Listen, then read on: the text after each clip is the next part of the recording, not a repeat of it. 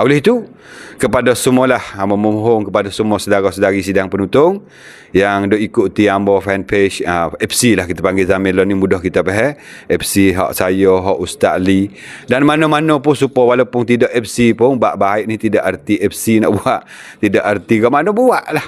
Apa saja yang kita ada peluang atau peluang kesempatan boleh buat. Seperti mana yang disebutkan oleh bapa kita tadi berkenaan dengan ayat firman Allah Subhanahu wa taala, mathalul ladzina yunfikuna amwalahum fi sabilillah kamathali habbah ambatat sab'ata sanabila fi kulli sumbulatin mi'atu habbah.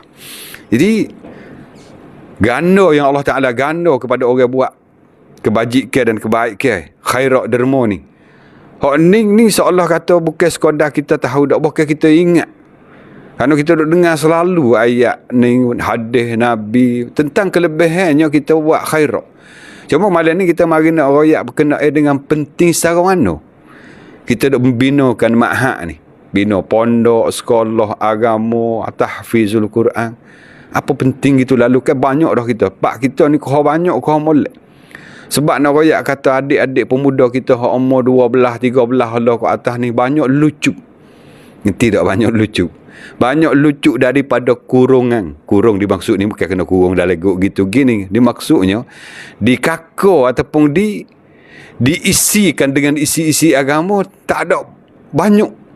Hak pasal masa dak mengaji itulah, dak mengaji duduk kat luar jadi kat sebilalah anak-anak kita ni dibesarkan dengan tidak diberikan kita panggil ruh hak pasal agama.